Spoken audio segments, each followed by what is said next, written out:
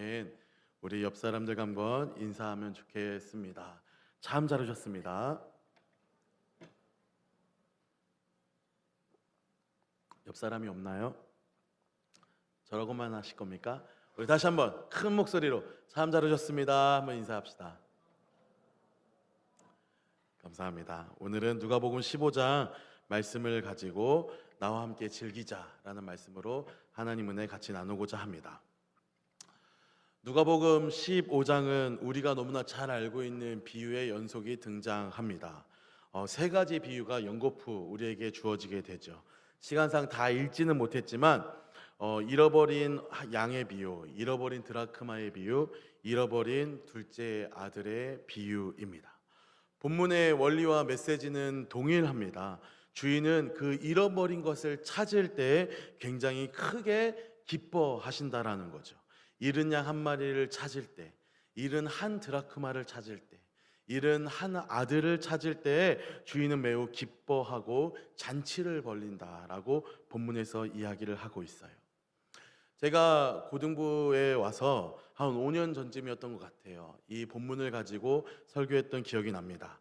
그럴 때 설교를 끝나고 나서 한 친구가 저한테 와서 한 질문을 한 기억이 나요.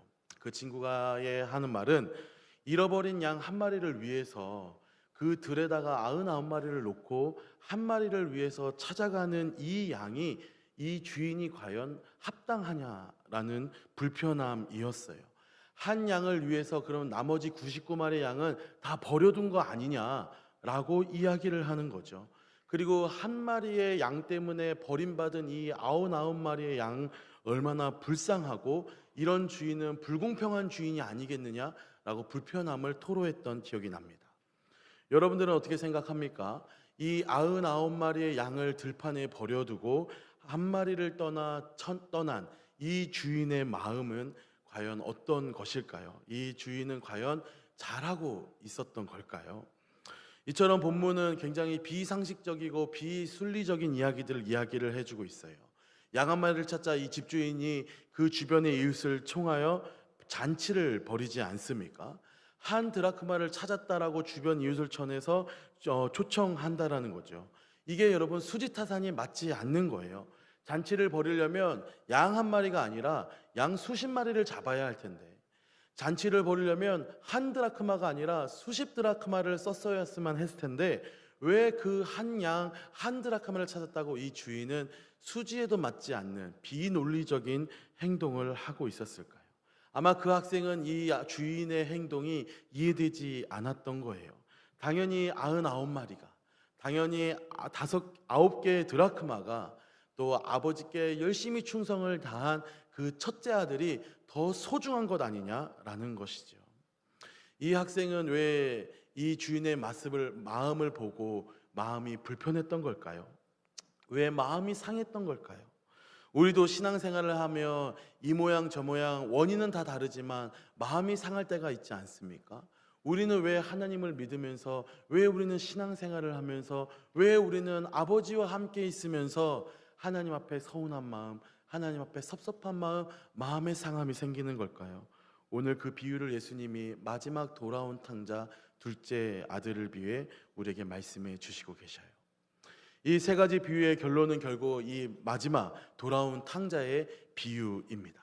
이 돌아온 탕자의 비유는 우리가 잘 알다시피 집 나간 둘째 아들이 돌아오게 되고 이 아버지가 둘째 아들을 다시 아들로 삼아주는 아주 은혜로운 감동의 스토리입니다. 그래서 사람들은 이 돌아온 탕자의 비유를 두 번째 아들의 비유, 또 돌탕의 비유, 돌아온 탕자의 비유 등등 얘기를 하면서 이 둘째 아들의 포커스를 맞추고 있다는 것을 알 수 있어요. 그런데 이 본문을 조금만 더 자세히 읽어보면 이 본문의 포커스가 둘째 탕자에게만 맞춰져 있지 않다라는 것을 발견할 수 있어요. 이는 이 예수님이 이 비유를 설명하실 때에 그 예수님의 말씀을 들으시는 청중에 따라 이 청중이 무엇인지 예수님의 시선을 발견할 수 있다는 겁니다. 우리 1절부터 3절까지 우리 다 같이 한번 읽어보도록 하겠습니다. 시작. 모든 세리와 죄인들이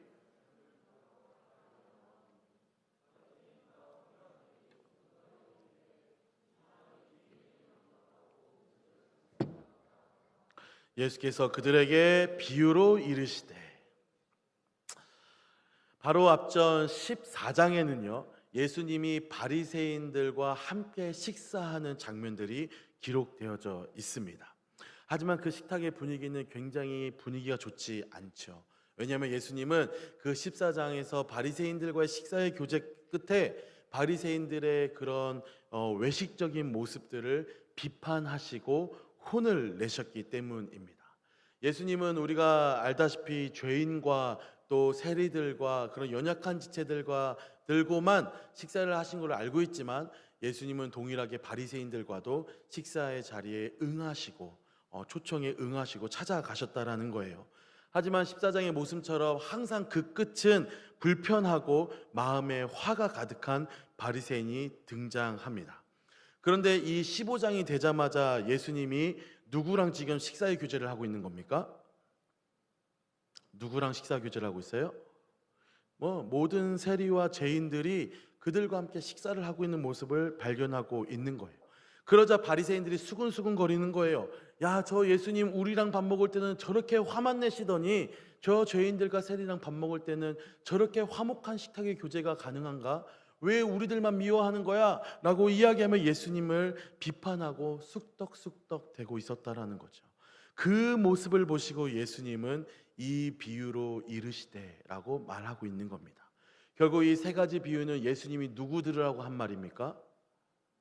바리새인을 들으라고 한 비유라는 것을 알 수 있어요. 그러므로 오늘 비유는요, 이 세리와 죄인들을 향해서 세상이 너희를 미워할지라도 나는 너희와 함께 있을 것이다라는 그런 위로의 말씀이 아니에요. 오늘 본문은 바리새인들과 그런 서기관들처럼 나는 저 세리보다는, 나는 저 죄인들보다는 의인입니다라고 생각하고 있는, 나는 저들보다는 하나님을 더 잘 섬기고 있습니다 라고 말을 하고 있는, 어쩌면 이 교회 공동체 안에 먼저 아들된, 먼저 자녀된 우리들의 모습일지도 몰라요. 이 비판의 모습, 이 비유를 들은 이 바리새인들의 마음은 어땠을까요? 아마 제가에게 찾아온 그 고등학교 학생의 그 마음과 동일한 마음이 아니었겠습니까? 결국 혹시 여러분들이 이 본문을 읽을 때, 이 메시지를 들을 때 마음에 불편하심이 있습니까? 마음에 부당함이 있어요? 하나님의 이해가 되지 않습니까? 어쩌면 우리는 우리 스스로를 바리새인과처럼, 그 첫째 아들처럼 여기고 신앙생활하고 있는 자녀일 수도 있다라는 거죠. 그렇다면 하나님은 왜 이 바리새인들을 비판하실까요? 앞서 말씀드렸듯이 예수님은 14장에서 바리새인들과 식사하고 계시지 않습니까? 바리새인들의 초청에도 예수님은 응하셨고, 예수님은 바리새인들의 집에도 찾아가셨다라는 거예요. 예수님은 동일하게 바리새인이든 죄인이든 구분할 거 없이 누구든지 그 영접하고 누구든지 초청하실 때는 응하셨어요. 결국 문제는요, 예수님이 아니다라는 거죠. 문제는 동일하게 바리새인도 예수님을 영접하였고 예수님을 초대하였고 초청하였지만 그들 마음으로 예수님을 초대하지 않았다라는 거예요. 그들 마음으로 예수님을 영접하지 않았기 때문에 바로 그 식사의 자리가 불편한 자리였다라는 거죠. 같은 밥상에 둘러 있지만, 같은 밥을 먹고 있지만, 같은 공간에 있지만 예수님을 진정으로 영접하지 못한 자들은 전혀 다른 공간에 앉아 있는 것과 같아요. 예수님과 아무런 상관이 없는 공간인 거죠. 예수님을 모셨다라고는 하지만 예수님의 꿈, 예수님의 뜻, 예수님의 마음은 전혀 공감하지 못하고 있다라는 거예요. 그리고 그 공간은 아주 지루하고 아주 불편하고 행복할 수 없는 공간, 행복할 수 없는 순간이 되겠죠.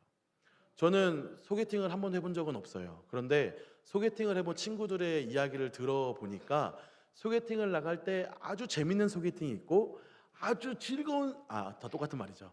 아주 지루한 소개팅이 있다 하더라고요.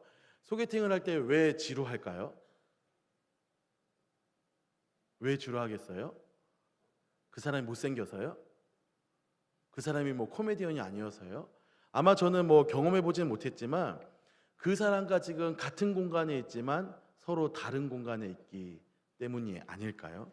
그 사람이 무슨 말을 하는데 도대체 이 얘기를 나한테 왜 하는지, 저 이야기를 하고자 하는 목적은 뭔지, 도대체 뭘 말하는 건지, 왜 혼자 웃고 있는지, 그리고 뭘 나한테 물어볼 건 많은지 도대체 알 수 없는 거예요.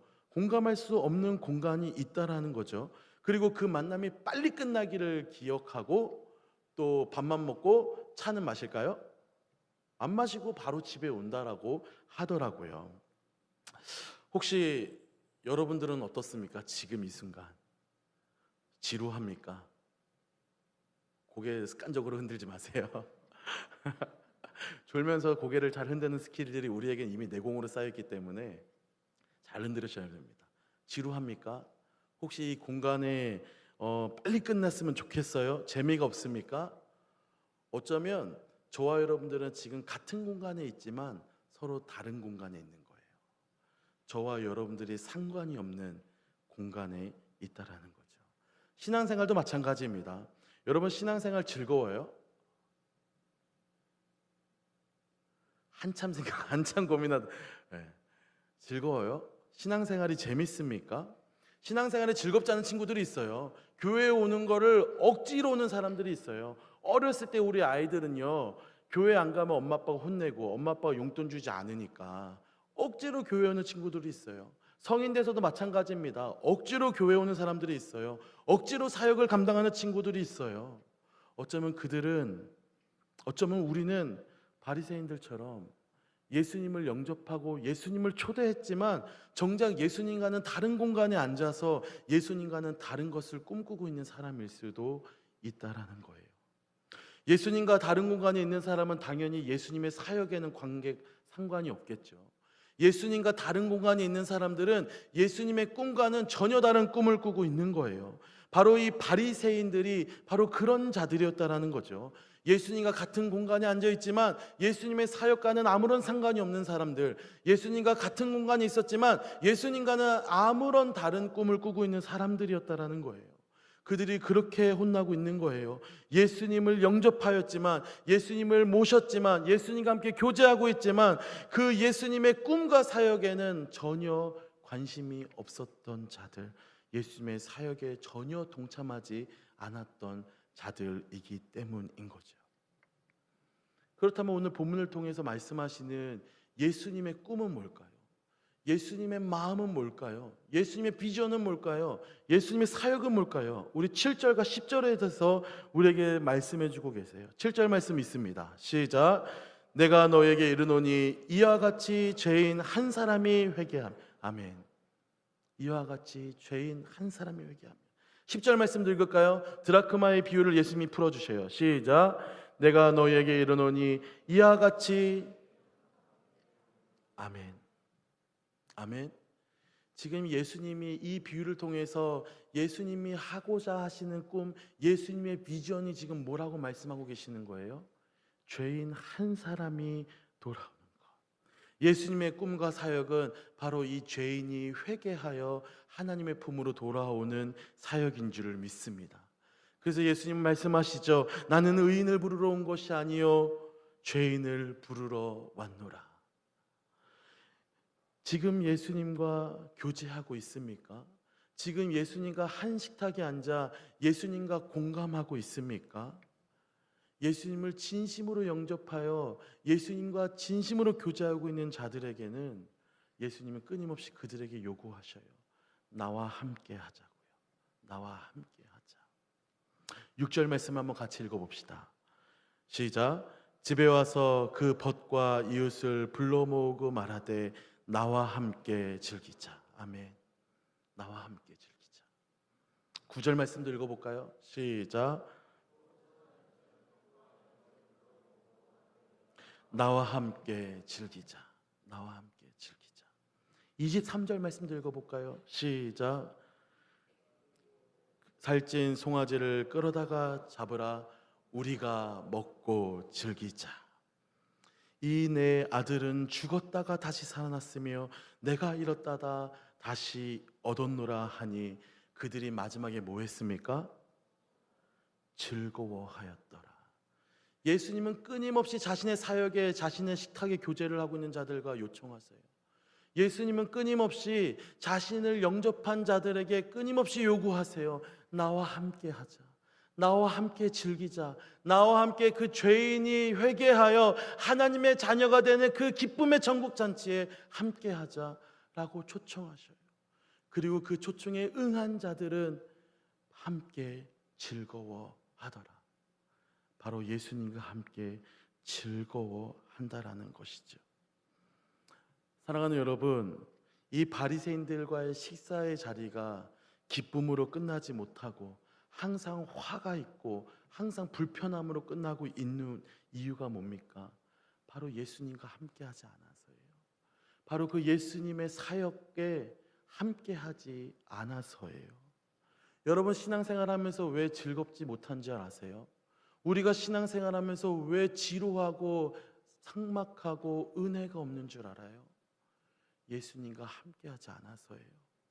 예수님은 우리에게 끊임없이 함께하자라고 하시는데, 예수님은 끊임없이 자신의 사역에 우리를 동참하자고 하시는데, 우리는 그 예수님의 사역과 전혀 상관이 없이 예수님의 꿈에는 전혀 상관없는 자로 살아가려고 하기 때문이에요.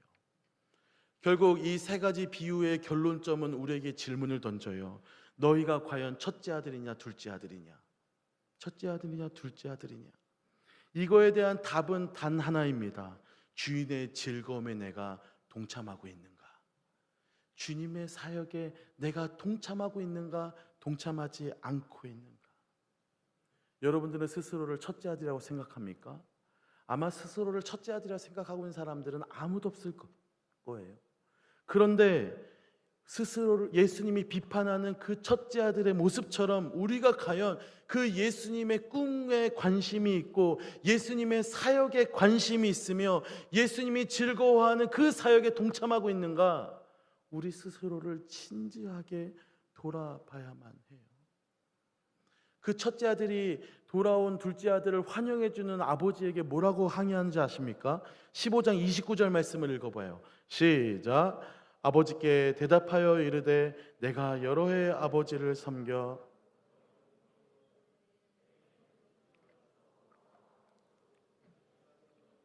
나와 내 벗으로 즐기게 하신 일이 없더니, 즐기게 하신 일이 없더니, 예수님은요, 하나님은요, 주인은요, 이 아버지는요 끊임없이 나와 함께 즐기자, 끊임없이 나와 함께 즐기자라고 말하는데, 이 첫째 아들은 지금 뭐 하는 사람이에요? 나와 즐기게 하신 일이 없다. 바로 아버지의 관계성 속에서, 아버지가 함께하고 있는 그 식탁의 교제 속에서 아버지와는 전혀 다른 삶을 살았던, 아버지의 사역과는 전혀 다른 인생을 살았던 첫째 아들의 모습이에요. 기쁨의 사역에 동참해 본 적이 없기 때문에 예수님은 그 한 명의 죄인이 회개하여 아버지께로 돌아가기 위해 이 땅에 오시고 죽으셨는데, 이 예수님의 사역으로 인해 하나님이 기뻐하시고 즐거워하시고, 이 예수님의 복음을 전함으로 한 영혼이 하나님 앞으로 돌아올 때 천국에서는 기쁨의 잔치가 벌려진다라고 하는데, 정작 나는 그 기쁨의 잔치에 상관없는 거예요. 정작 나는 그 기쁨의 잔치에 관심이 없는 거예요. 예수님을 영접했다라고 말을 하지만 예수님과 함께 교제하지 못하고 있는 거예요. 바로 우리가 그 이야기, 우리가 그 첫째 아들 아닙니까? 우리의 삶으로 다시 한번 적용해 보자면, 우리는 단 한 번도 하나님이 기뻐하시는 죄인이 회개하여 하나님의 자녀가 되게 되는 그 복음을 전하는 사역에 한 번도 우리 스스로를 동참해 본 적이 없다라는 것을 말하고 있어요. 예수님의 그 사역에 우리는 한 번도 동참해 본 적이 없는 거죠. 예수님의 그 비전이 나의 비전이 되지 않았던 거예요. 예수님은 끊임없이 나와 함께 즐기자라고 얘기하는데, 우리가 끊임없이 하나님의 사역이 지겹고 지루하고 피폐해지고 빨리 끝나기만을 기다리고 있습니까? 우리는 아버지와 교제하지 않았기 때문이에요. 우리는 아버지와 함께 그 꿈을 꾸지 않았던 자들이기 때문입니다. 우리가 잘 알고 있는 한 찬양을 나누고 싶어요. 나 주님의 기쁨 되기 원하네. 내 마음을 새롭게 하소서. 새 부대가 되게 하여 주사 주님의 빛 비추게 하소서. 내가 원하는 것 한 가지, 주님의 기쁨이 되는 것. 내가 원하는 것 한 가지, 주님의 기쁨이 되는 것. 이 찬양이 진짜 의미하는 바가 여러분 이제 느껴지십니까? 주님이 기뻐하시는 것이 뭔데요? 하나님이 기뻐하시는 것이 뭔데요? 하나님이 언제 그 천국의 잔치를 베푸시는데요? 잃어버린 그 한 영혼이 돌아올 때 아니겠습니까? 하나님의 그 천국 잔치의 사역을 나몰라라 했던 내 마음을 새롭게 하사 주님의 그 복음의 빛을 그들에게 비추게 하소서. 내가 원하는 것 한 가지, 주님의 사역에 동참하는 것. 내가 원하는 것 한 가지, 주님의 그 기쁨의 천국 잔치에 동참하는 것. 바로 우리가 고백하는 믿음의 찬양의 고백이 되기를 진심으로 소망합니다. 바로 예수 그리스도의 복음을 전하고 우리의 복음 전함으로 죄인 한 명이 회개하여 하나님의 자녀가 되는 귀하고 복된 사역, 이 복음 증거의 사역이 저와 우리 예수님이 기뻐하시는 사역이 되기를 진심으로 소망합니다. 우리가 이번 주에는 새생명 전도잔치를 우리 1청년부는 준비하고 있어요. 그리고 우리 2청년부들도 마음으로 태신자를 품고 기도하고 있는 걸로 알고 있습니다. 그 영혼이 하나님께로 돌아오는 것, 그 죄인이 하나님께로 돌아오는 것, 이것이 예수님이 가장 기뻐하는 사역이요, 이것이 예수님이 우리에게 요구하고 요청하고 계시는 가장 즐거운 사역이라는 거죠. 우리의 신앙생활, 우리의 믿음생활, 그 예수님과 함께 주님의 복음을 증언하고 주님의 복음을 전할 수 있는 그런 믿음의 한 주, 믿음의 세대가 되기를 진심으로 소원합니다. 말씀을 맺고자 합니다. 잃은 양 한 마리는 100분의 1이지요.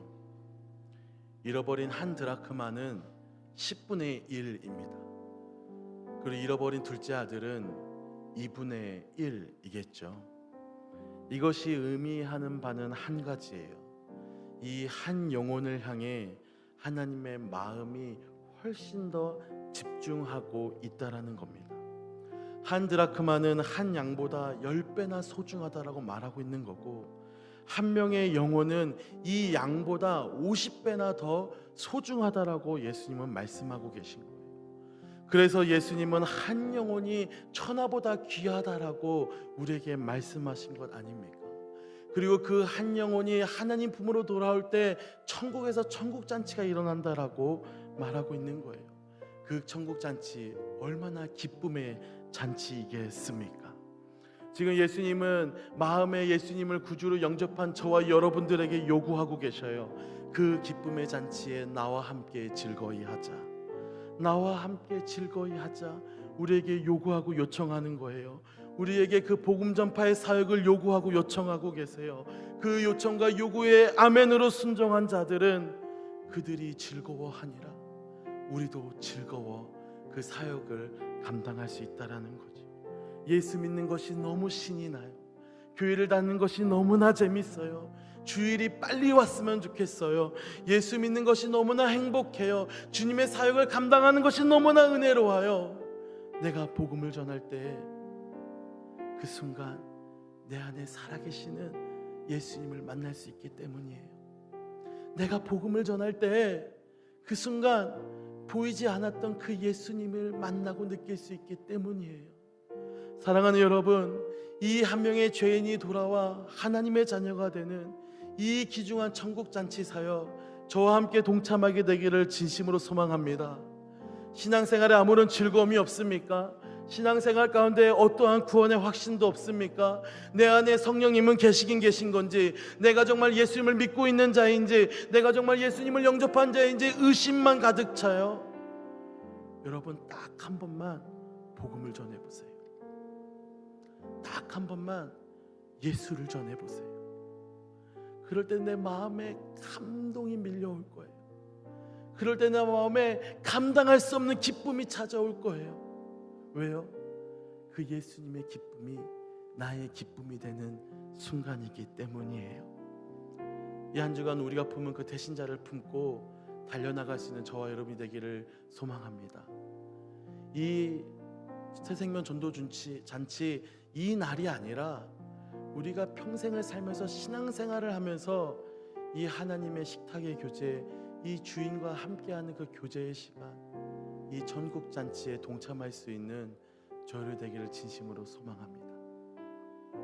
하나님은 그 한 사람을 찾으시고 그 한 사람을 기다리시고 그 한 사람인 여러분들에게 요구하고 계신 줄 믿어요. 우리 한번 같이 찬양합시다. 나 주님의 기쁨 되기 원하네. 내 마음을 새롭게 하소서. 오늘 말씀을 기억하고 찬양합시다.